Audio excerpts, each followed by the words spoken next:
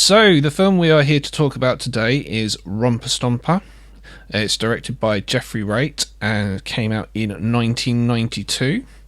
Now, Romper Stomper is a film that belongs to a couple of different categories of film that I wanted to talk about. So, the first one of those is the skinhead film, of which there are not actually that many, but there are still skinhead films coming out. Well, now, basically. There was one, is Imperium, with Daniel Radcliffe. Daniel Radcliffe, between not that long ago, trying to be a corpse in Swiss Army Man and, broadening his acting portfolio otherwise to try and prove that he's not just Harry Potter, plays an American cop who goes undercover as a skinhead recruit.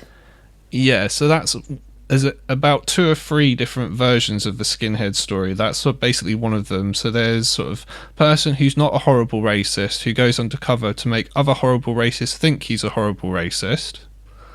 And then there's the, I guess, person who is a skinhead who then basically discovers that their way of doing things is bad. So, i.e. American History X. So it's the reformed skinhead. Mm-hmm. And American History X, I guess, the most well-known version of this type of film. It's a great film. It's an amazing film.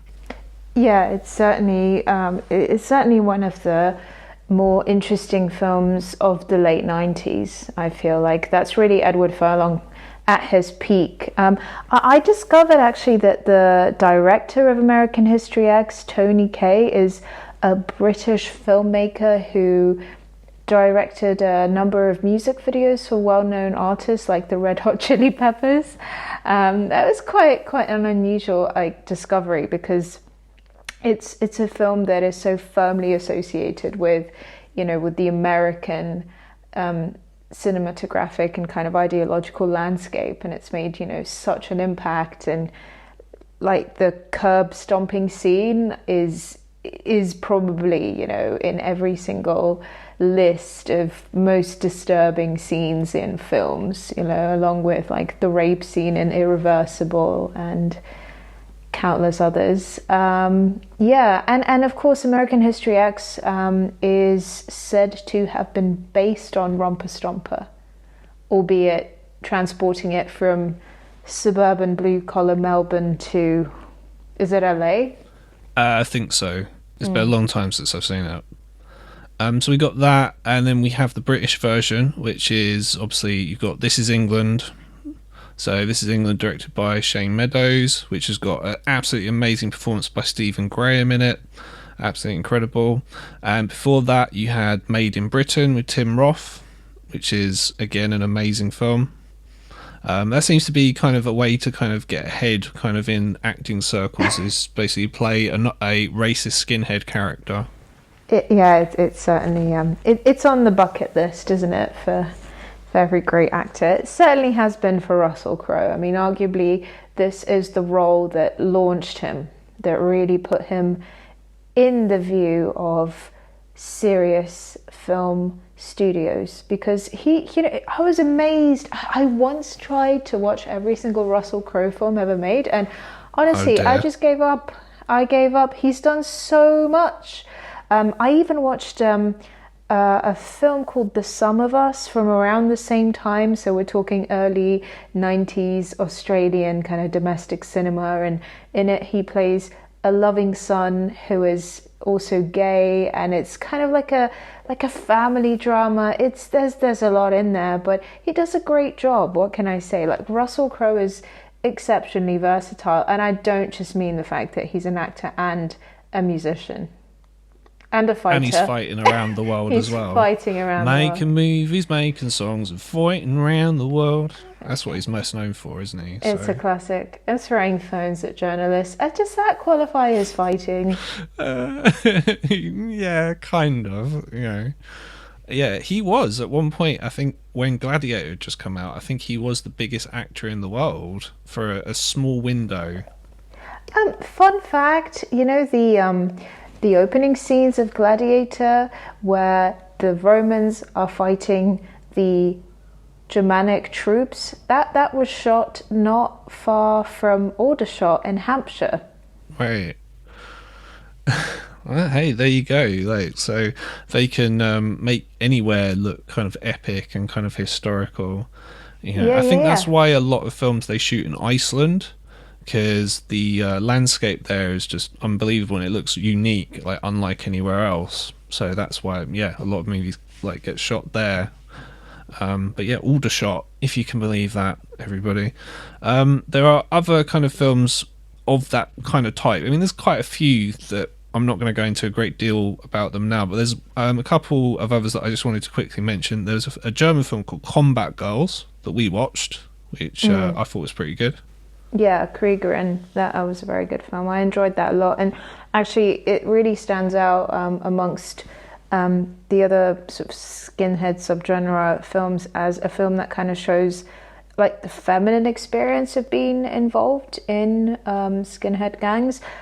Although arguably, Romper Stomper with the character of Gabrielle, played by Jacqueline McKenzie, is one such portrayal of the feminine experience that was based, according to Jeffrey Wright, on a very long conversation that he had with a girl in a coffee house in Melbourne, where she sort of just poured out this confessional of being involved with a skinhead gang.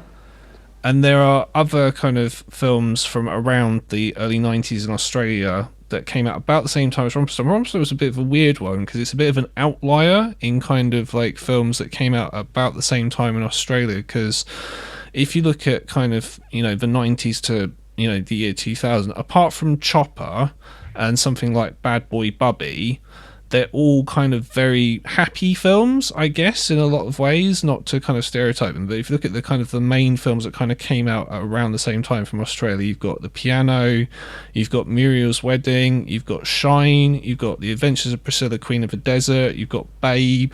So these are very different from Romper Stomper, but they all kind of tie together because of, where they're made, I guess, in certain ways that we're going to talk about. So, can I just ask, would you say The Piano is a happy film? Um, right, maybe not, but it's not a violent film, I Oh, guess. oh, I is it suppose not? the aspirations are different. That's a film that's a dramatic film. So, okay, let me rephrase then what I'm trying to say. Apart from, let's say, Chopper and Bad Boy Bubby and Romper Stomper, which are going for, let's say, a certain end of the film market, you've got a lot of films that are either drama films or comedies, like the films that I mentioned just now. I mean, yeah, these films do kind of stand out. And admittedly, the first three films that I said are ones that I'm more likely to be drawn to and watch. I mean, would you agree? I mean, do you think there's something to that? Um, I would say so, and actually that's one of the reasons why this film has become a sort of a timeless classic. It's difficult to think of Muriel's Wedding, for instance, or Priscilla, Queen of the Desert as anything other than an Australian film. Or Strictly Ballroom as well, like Strictly Baz Luhrmann's Ballroom, films just generally. which I haven't seen, but I was horrified to find that actually his Australia was the second highest grossing Australian film of all time. And that is such an atrocity. I mean, I watched that very recently. I watched that on holiday in my hotel room when I was in Morocco. And when you're choosing between like different national Middle Eastern channels and a Hollywood block, a Hollywood film that's actually showing, right? You're gonna choose the feature film, and it happened to be Australia, and it's just unbelievable. Like, I cannot. It was sort of, it had me rubbernecking it, between kind of switching channels for about what felt like maybe 5 hours of my life. I realize it's not that long, but I cannot believe how much Baz Luhrmann crams into this, hyper real, just overcooked, burlesque stew of a film. It's Romper Stomper is I think the absolute opposite of something like Baz Luhrmann's Australia, and I think it's in its sense of place that it's very much about, you know, the underbelly of Melbourne in the early 90s. It's almost by situating it in this exact place at an exact time that he's given it a sort of timelessness. You know, it sort of transcends the kind of topography that it's supposed to portray. Like, honestly, you know, it could be almost any large city. Yeah, that's true. It doesn't have to be Melbourne. Although he's from Melbourne, Yeah. so that's why his Australian films are set there. So Metal Skin, which is a film that he made just after Romper Stomper, is a film again that we saw very recently. It kind of had in a way, a sort of similar feel of the geography, which it would do because it's set in the same place. So I guess it's kind of, I don't know if there's anything to that other than kind of writing what you know, I guess. So Well, unless you think there's more to it than that. According to some sort of cursory research that I did for the episode, it seems that a lot of this new urban cinema was shot in Melbourne at the time. That's just sort of how it was in Australian cinema in the early 90s. There's something to be said for the fact that between 1989 and 1992, Australia went through the worst economic recession in 50 years. So both the visual language and the themes that emerge in Romper Stomper, they reflect that. I mean, there was a huge push for the internationalization that came from Australian filmmakers and cultural bodies trying to get investment from France and the US. There was a kind of a big push to feature actors who were not Australian. And in 1989, the public policy of multiculturalism was introduced. I mean, there was a big push for featuring more ethnic minorities on film and incorporating kind of Aboriginal or First Peoples in the Australian, you know, not only on the screen but off the screen, following the Commonwealth Games, which is actually the first time that kind of Aboriginal art was used as part of the international visual branding of Australia. So you do see a lot of these kind of wider forces at play in Australian society, which kind of lends Romper Stomper and its focus on a far-right neo-Nazi gang a very kind of timely, a very palpable urgency, because, you know, these were the reactionary forces, you know, these were the people at the extreme fringes of society who were rebelling against this. Yeah. In terms of the film itself, so we sort of talked around it for a while. What I'm going to do is I'm going to give a synopsis this time in terms of kind of what happens in the story, and then I'm going to refer to Miro in a second. So basically, the story of Romper Stomper is that Russell Crowe plays Hando, and he is the leader of a racist gang of skinheads. His best mate is Davey, who's played by Daniel Pollock, who unfortunately committed suicide not long after the film had finished.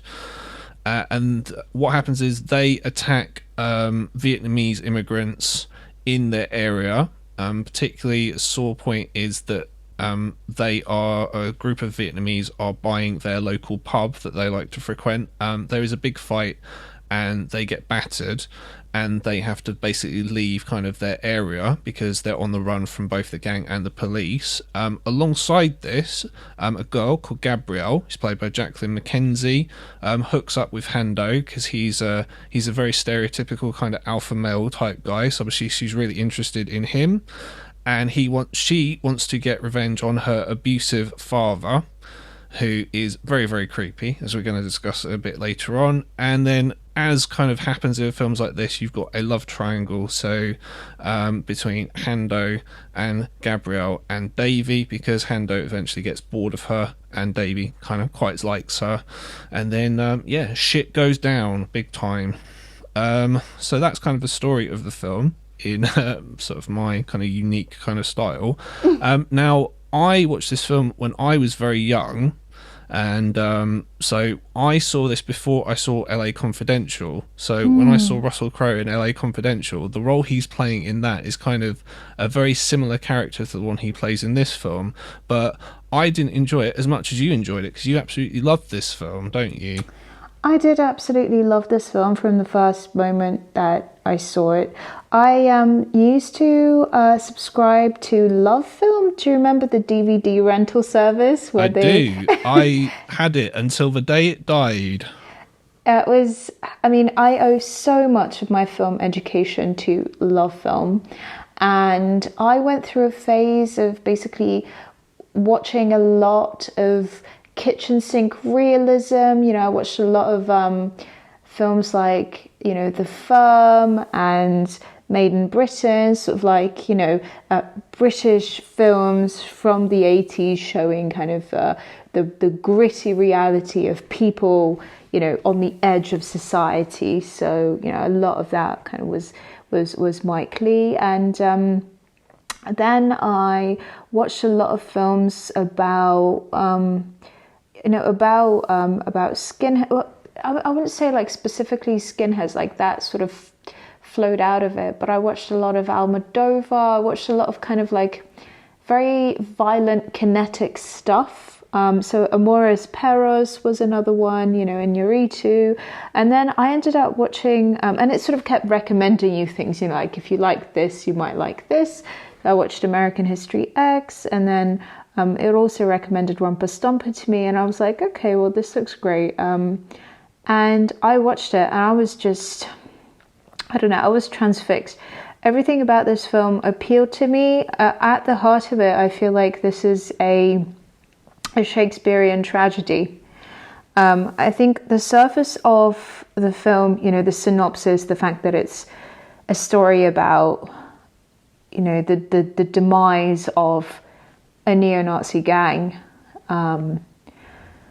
is almost secondary to the fact that at the heart of it, this is a Shakespearean tragedy where you have these very stark leading characters, and you have bonds of love and friendship that disintegrate and become something truly ugly. And so much of the film hinges on Russell Crowe's performance, which is breathtaking. I mean, he's this charismatic, menacing neo-Nazi gang leader, and I've seen this film a good few times over the years. It's one of those films that I will probably rewatch maybe once a year, simply because it kind of appeals to me on many levels, but also I find that every time I rewatch it, I discover like a small detail that gives me a better insight into both the story and the characters. So actually, when we watched it for the podcast, I decided to finally find out what the opera was that Martin, the father, is playing when the neo-Nazis, they do the home invasion, and they burgle his mansion upon Gabrielle's suggestion. And it's actually, I found out that it's an opera by the French composer Georges Bizet, obviously famous for Carmen. But Carmen was not for another 10 years. This is the Pearl Fishers, Les Pêcheurs de Perles. And actually the song that is playing is one of the best known arias in Western music. And the opera is set in ancient times on the island of Ceylon, or modern Sri Lanka. It tells the story of how two men's vow of eternal friendship is threatened by their love for the same woman whose own dilemma is the conflict between secular love and her sacred oath as a priestess. So it's almost impossible not to read into this as being a kind of, mirror reality of what is happening between Hando and Davy as the film goes on. At first, we meet Hando at the height of his power, surrounded by, his crew. In fact, the film opens with a violent scene of them, attacking a Vietnamese couple in an underpass near Footscray Station. So, this is kind of violence, a racist violence against essentially, civilians. And Davy is Hando's second in command. And they're very much, they're fighting in inverted commas side by side.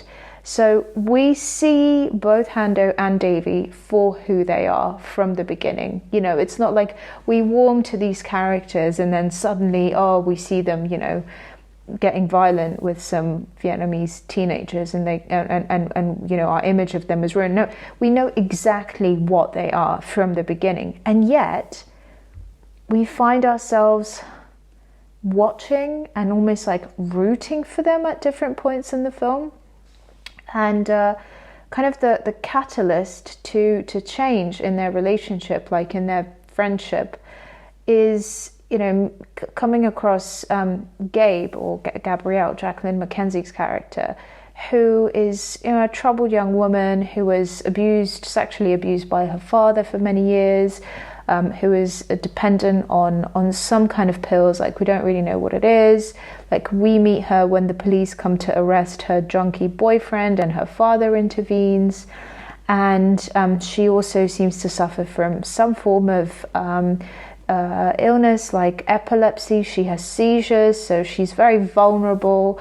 And we know that she has lost her mother. She lost her mother at an early age. And we know that she comes from a privileged background. So she's this sort of,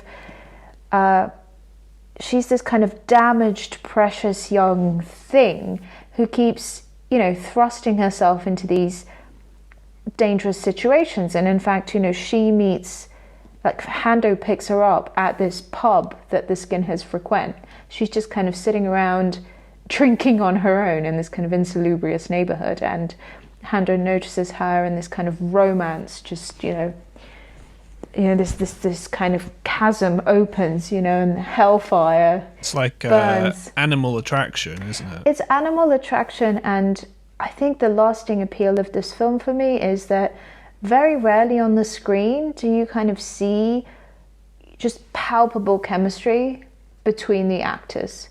And there are certain, there are kind of certain, let's say, devices or cinematic means of conveying romance. And, that might be, I don't know, slow-mo or kind of backlighting, or it could be some sort of romantic melody playing. We don't get this in Romper Stomper at all. Everything is shown as is, pretty much. There's very little stylization. You do get kind of freeze frames, and you get kind of on-screen text, when the names of the two main characters are shown, Hando and Davy. Also, the fact that it's Footscray Station, in the very beginning, you get that. It kind of puts you in a certain place, a certain time. Otherwise, I would say the editing is pretty much it's very it's very kind of realistic.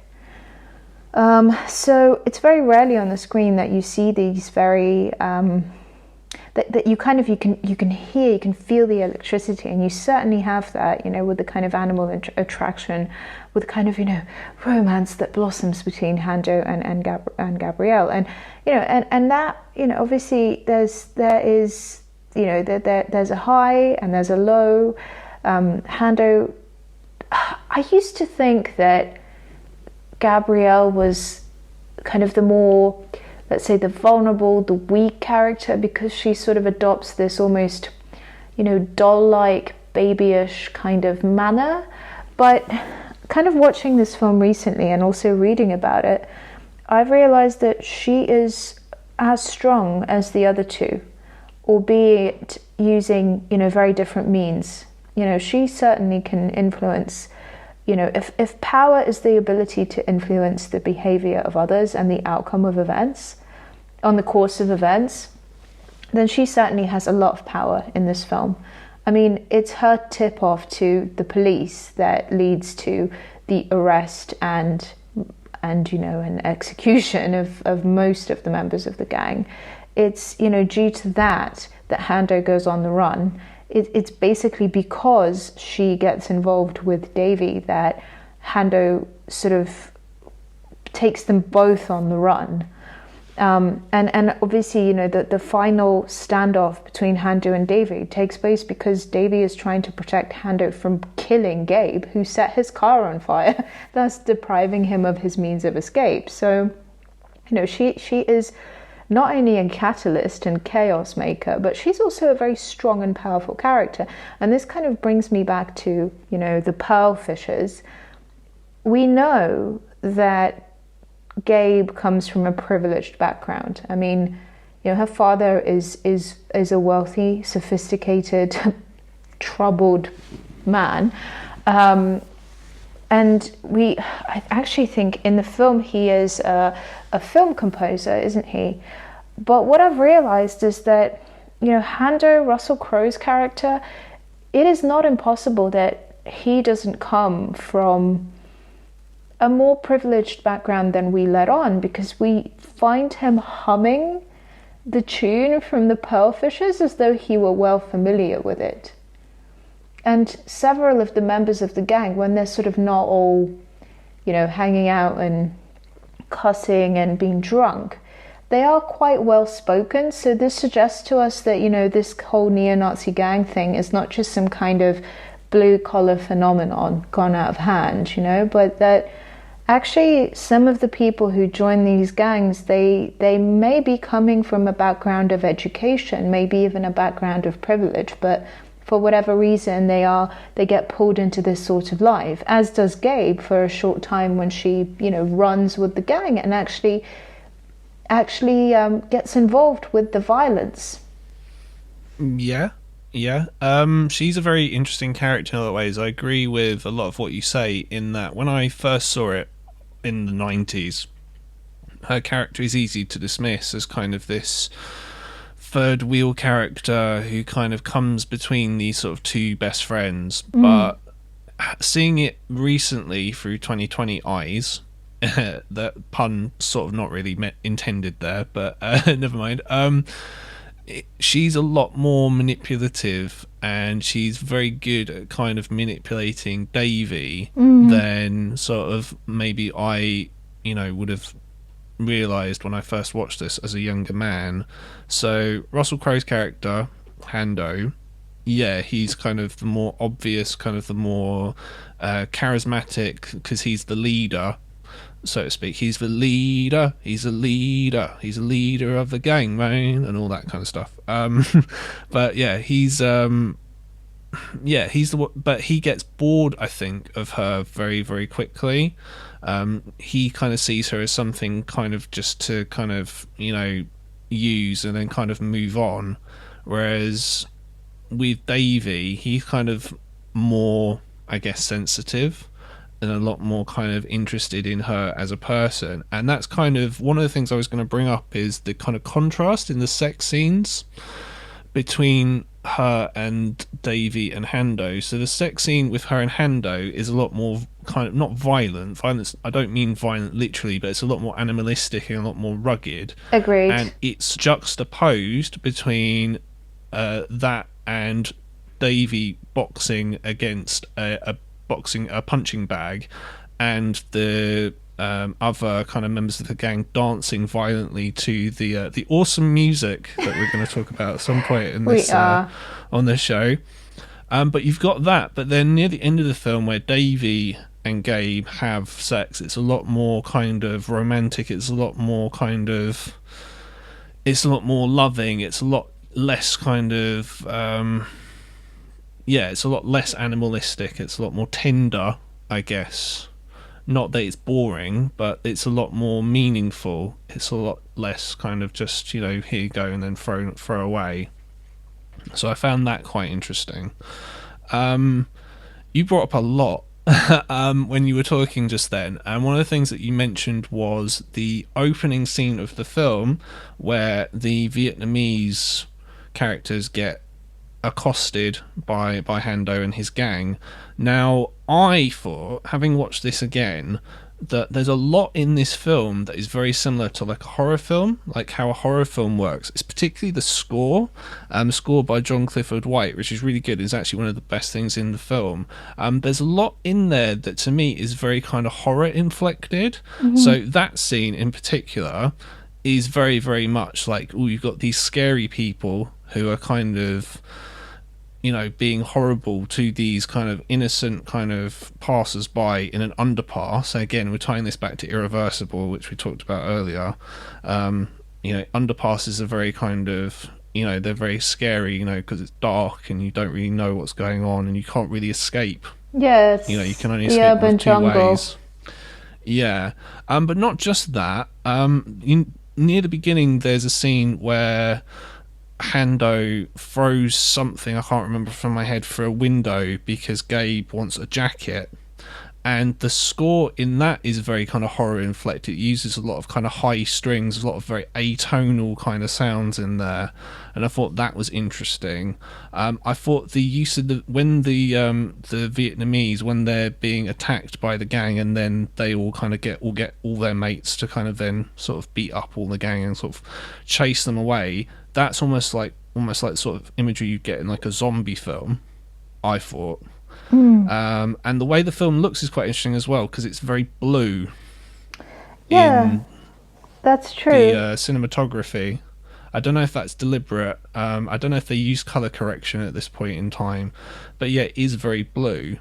I also found kind of the last kind of, the fight scene at the end is almost akin to sort of, the fight between the protagonist and the antagonist, like in a slasher film, where you've got sort of the antagonist who's kind of this unkillable sort of superhuman monster, and he's going after the final girl, so to speak, and sort of the boyfriend or the lone kind of male survivor then has to kill kind of the villain, the monster at the end.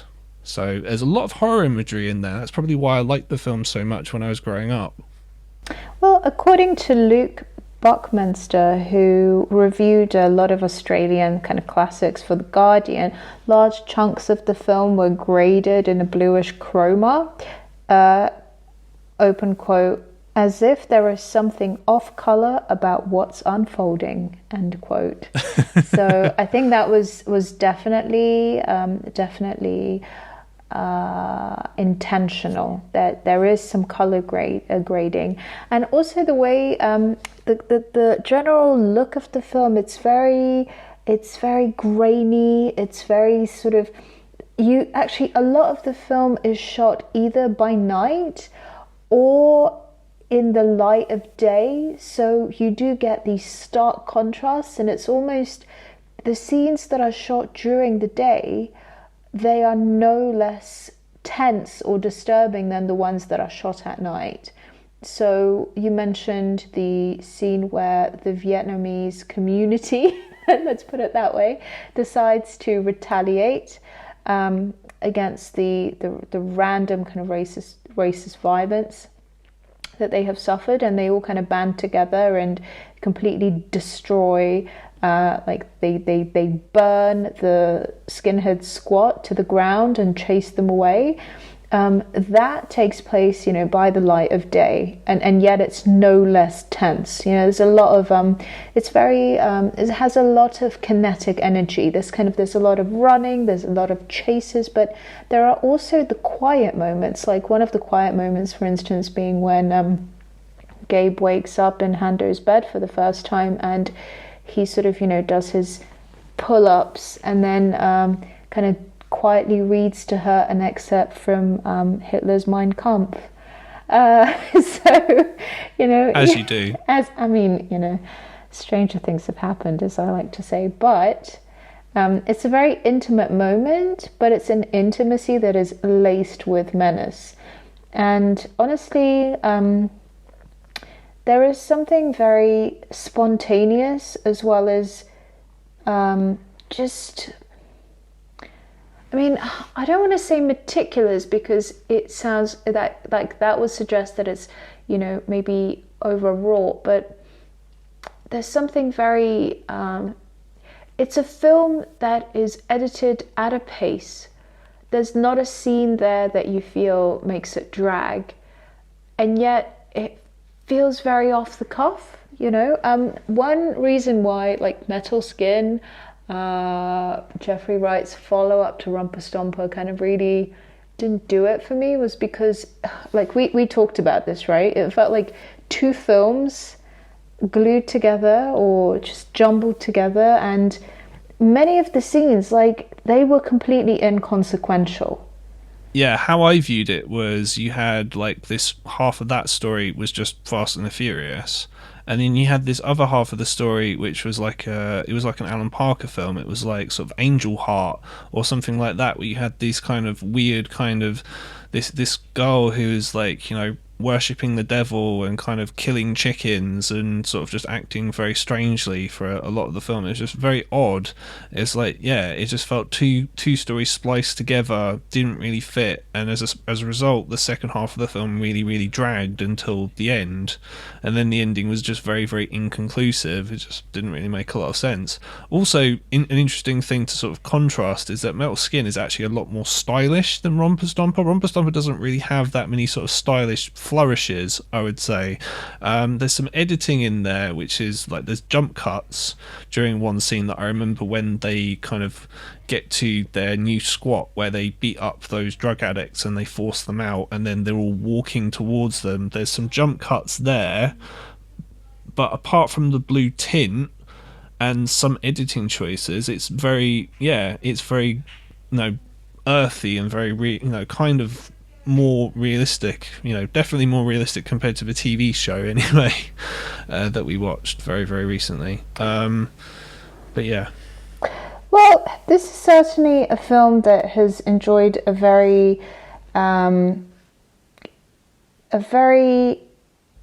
controversial reputation, shall we say.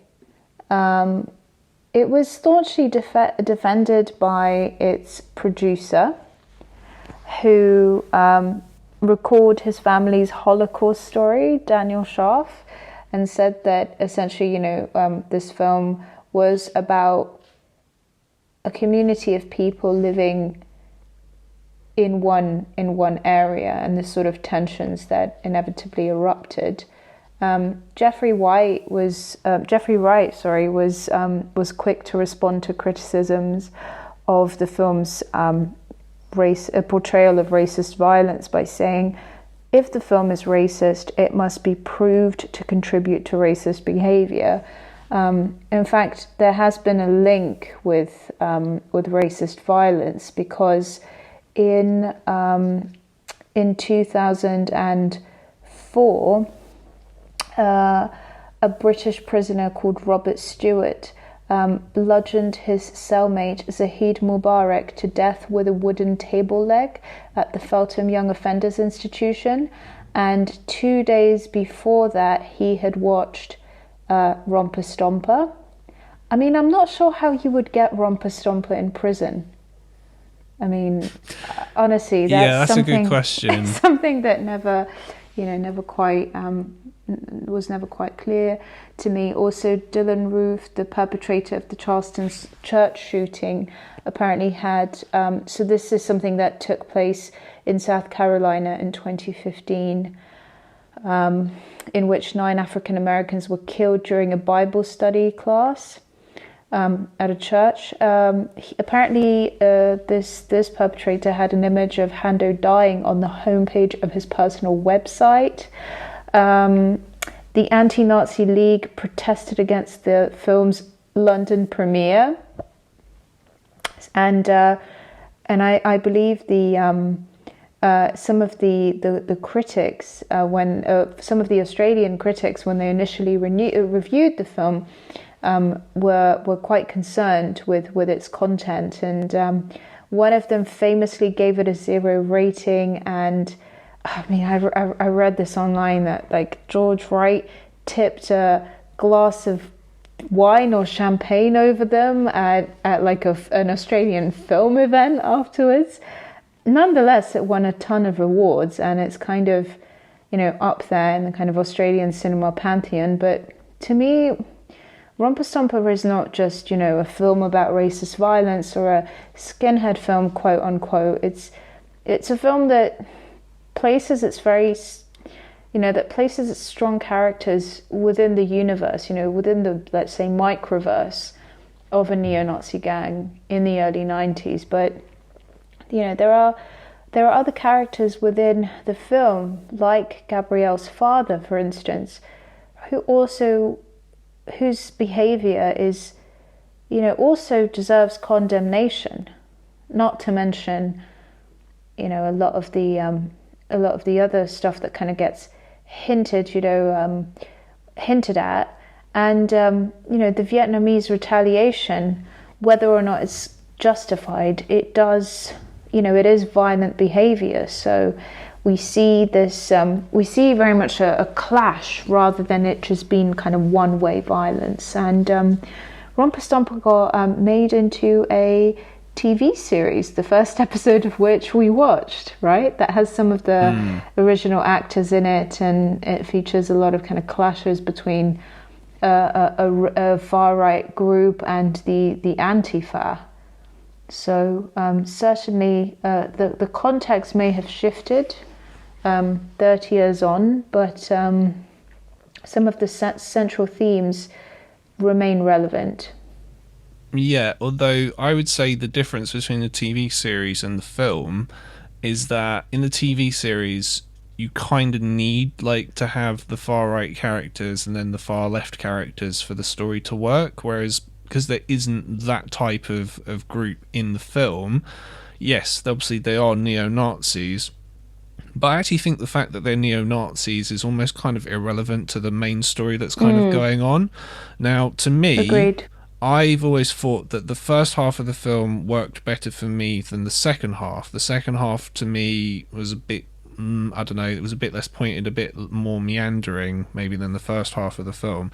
But yeah, the fact in the first half of the film, yes, obviously they are Nazi, but that's not really the point. There are people on kind of the fringes of society who feel disenfranchised by the world that they live in. Now, they could just be people who live under extreme poverty, not by choice. I think the feeling that I get from watching Romper Stomper is there is a character who's one of Magoo's mates from Canberra who's not got a skinhead, whose hair's longer, and they kind of sort of antagonise him because his hair's longer and he has to leave because he has to get back to his job and things like that.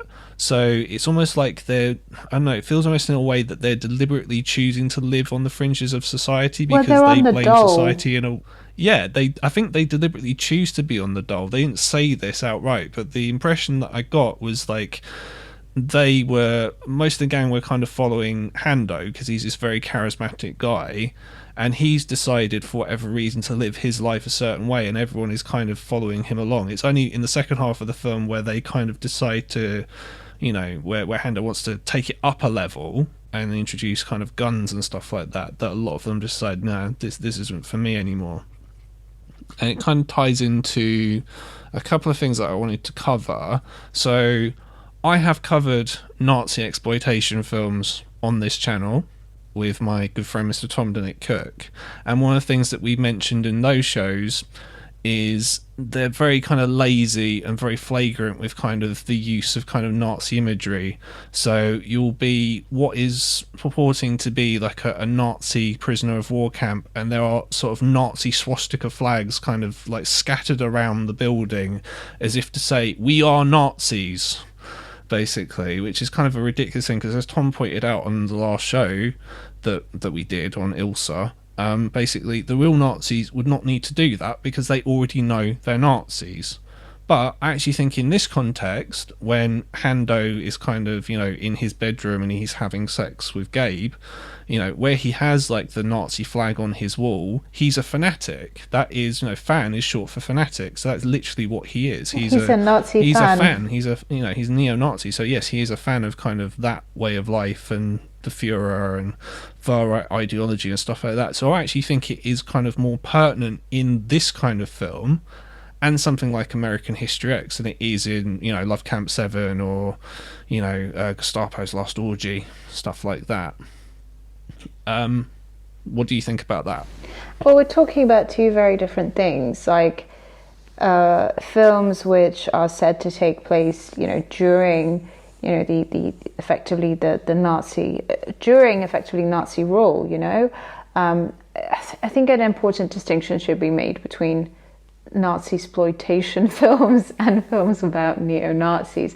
It's interesting how the original Nazi imagery gets transposed onto kind of gritty urban realities in skinhead films. Like an example of a film I watched recently about, on the theme is Combat Girls or Kriegerin, a German film that kind of shows life in this just really uninspiring town in East Germany. And it shows people with, let's say, not very bright people hanging out and banding over, watching like original Nazi propaganda films. This is sort of what a subculture does. A subculture bands around certain imagery, certain music, certain clothes. It's a way of building an identity which is opposed to the mainstream often, and a way of kind of recognizing your own. So the original Nazi imagery is adopted by people in a different historical period, essentially in the present day, and no longer has a direct, a direct function as insignia, military insignia, but it takes on a kind of symbolic value. And I think this was tackled in the first episode of the TV series Romper Stomper, where Blake, the leader of a far-right group called the Blue Patriots, he talks about how to him the past is not just some abstract concept. To him, the past is very much present in different objects, in kind of his awareness of his identity, of his pride. So I guess what I'm trying to say here, the Nazi imagery that plays a very different role. And we know, of course, that in many countries, including Germany, and now since 2015 in Ukraine, Nazi symbols are illegal. It's illegal to wear them or display them, outside of the context of, say, a museum or an exhibition or a textbook. So that gives these symbols an extra level of appeal to people who are trying to shock or to stand out in some way. I'd agree with all that. They are very, very different films. I'm not suggesting that, a film like Ilsa She-Wolf of the SS and Romper Stomper in any way kind of similar, but it's more the use of the imagery, the Nazi imagery, that is clearly very, very different. And that's kind of why I kind of wanted to bring it up. Another thing I kind of wanted to mention that I thought was interesting, and I've seen brought up in a couple of reviews and kind of essays that I've read on the film, is more the use of the Vietnamese characters in the film.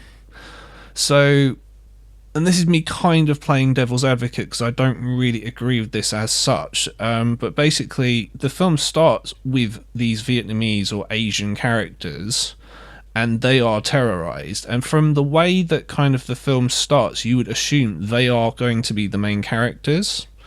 And then what happens is, obviously there's the big fight that happens about halfway into the film, And you kind of think that these Vietnamese characters are almost going to be more prevalent, but then once the kind of big fight happens, they disappear and they are never seen again for the rest of the film. And with any film like this, where you're dealing with characters who are, let's face it, not white, and they are almost faceless characters. They're not really given kind of a personality. They're not really given characterization. They're not giving any depth. You know, the film itself could be possibly accused of racism because, in effect, even though you're not giving, you know, I'm not suggesting this is like Mickey Rooney and Breakfast at Tiffany's levels of racism here, people, but at the same time, it's like, okay, well, these people, they're just in the film to serve a function to the plot. They are, you know, in the same way as, you know, people say cannibal movies are racist because the cannibals are just there to serve a purpose and they behave in these sort of what are seen as stereotypical ways. So yeah, I mean, the only interesting thing I think is that kind of what happens at the end of the film, because there's the bus of these tourists who turn up while the fight's going on, while their car is burning, and the film is basically about these people who feel that their place in the world is under threat, and what happens in the film kind of demonstrates that. So anyway, I'm rambling on, but basically, how do you feel about that as a criticism of the film? And do you feel that kind of my point about the film essentially being about how Australia is changing in terms of migration I is think pertinent? one of the things that I discovered in the film upon, you know, the last watch was just how much humor there is in the film, and what can be funnier than a bunch of Japanese tourists watching and filming on camera the demise I noticed that of as well. Hando, you know, the white supremacist gang leader. I mean, it's the Asians who have the final laugh in this film, you know, both symbolically and otherwise. And the fact that, you know, we see the Japanese tourists, and this part is subtitled, isn't it? Like when a woman asks a guy, "Are they okay?" You know, so they are concerned. They're showing concern for these three characters who are just at the, you know, they're at the end of their tether, and Hando is lying there with a knife stuck in the back of his neck, you know, a Hitler Youth knife that he gave to Davy is ultimately the weapon that kills him. So it's hardly just, you know, it's hardly a coincidence or just it seems very much, it seems very symbolic. And I think that Jeffrey Wright, in writing this film, was well aware of the kind of dramatic irony and the kind of black humor even that emerged, you know, and once the initial shock of, you know, because every time I watch it, like, I know what happens, and yet every single time I find myself kind of on the edge of my seat as it does happen. And I think that was intentional.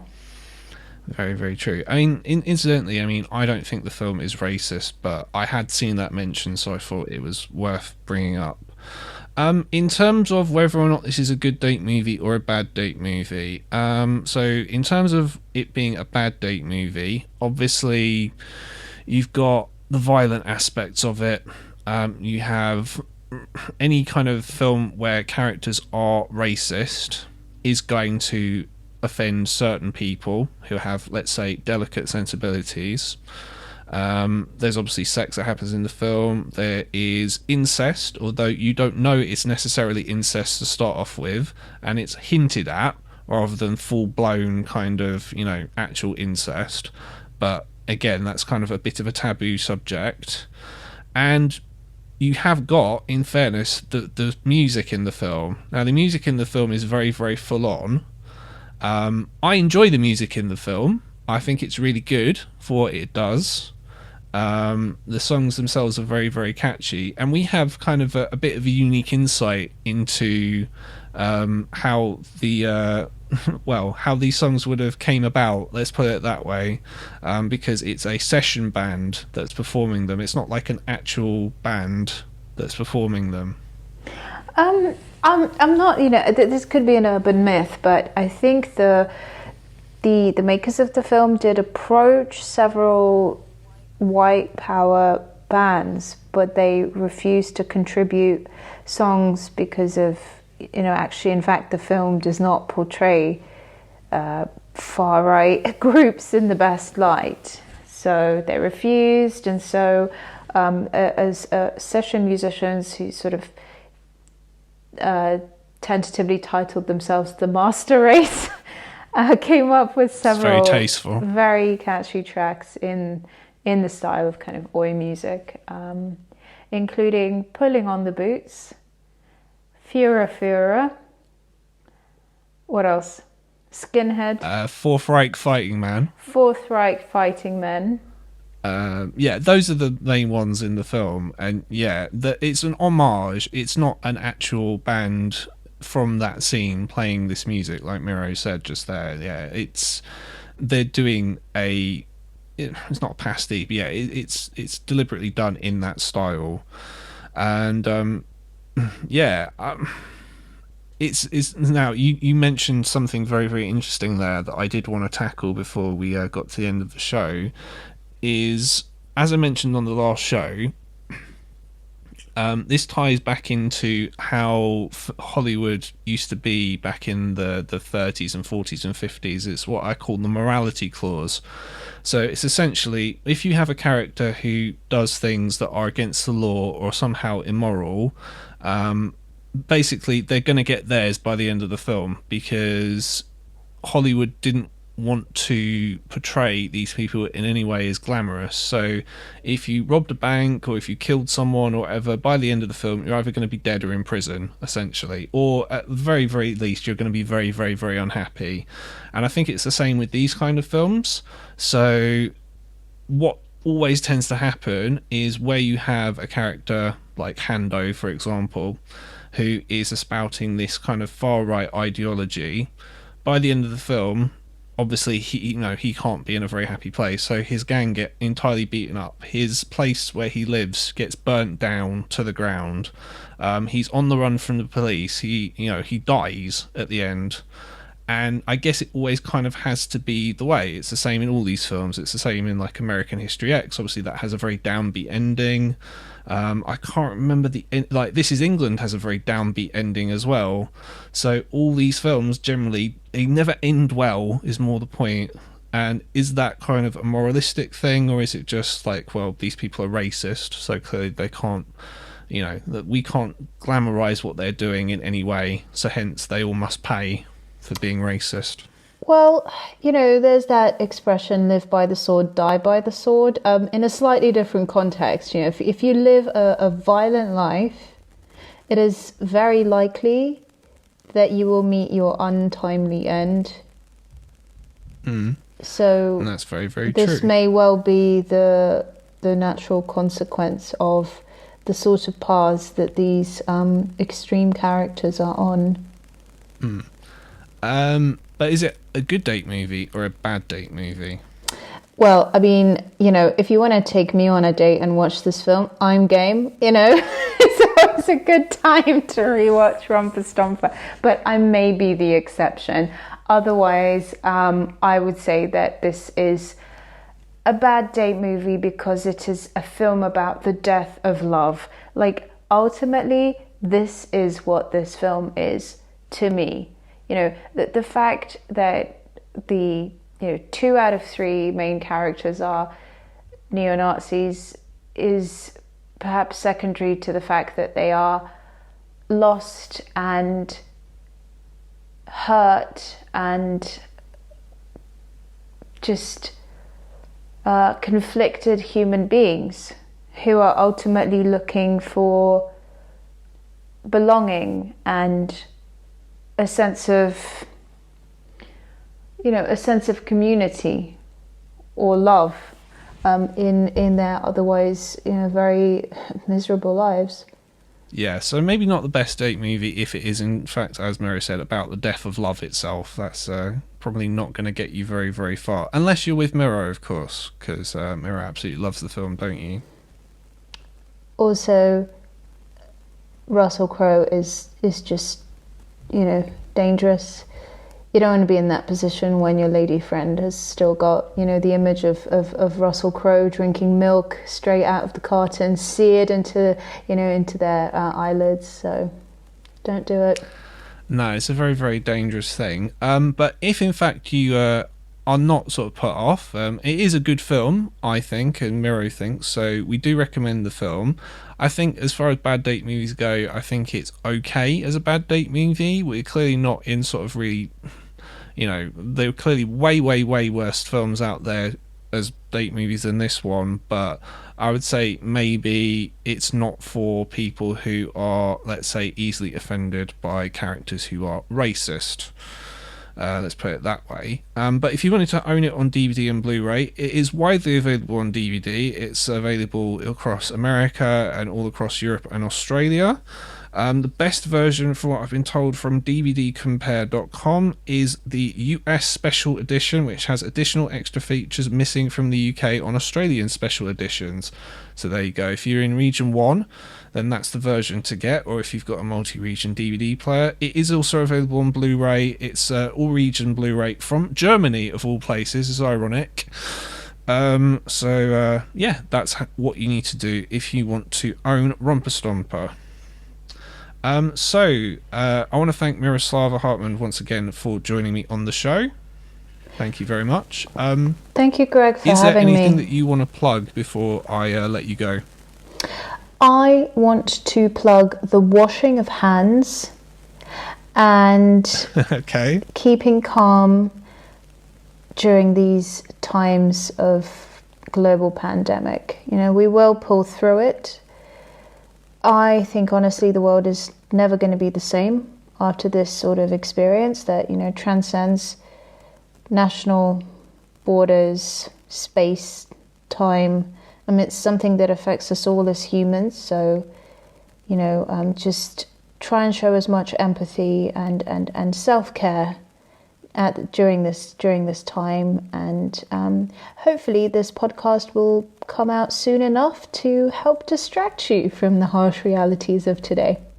Yes, I totally echo those sentiments. And if you are in isolation or if you're under quarantine and you want to pass the time while you're, at home going stir crazy, then you can listen to all of my previous episodes of this podcast, including the episodes that I've done with Myroslava, or you can watch some really, really bad date movies, maybe not on an actual date, because, we're trying to be safe, social distancing and all that. Do it by yourself. That way you don't have to worry about offending anyone but yourself. Everyone stay safe out there. By the time I come back, hopefully the world has not ended, and hopefully there is toilet paper available once again in the shops. And I'll see you on, who knows when it is, but the next episode of the Worst Date Movies Ever. Thank you for listening.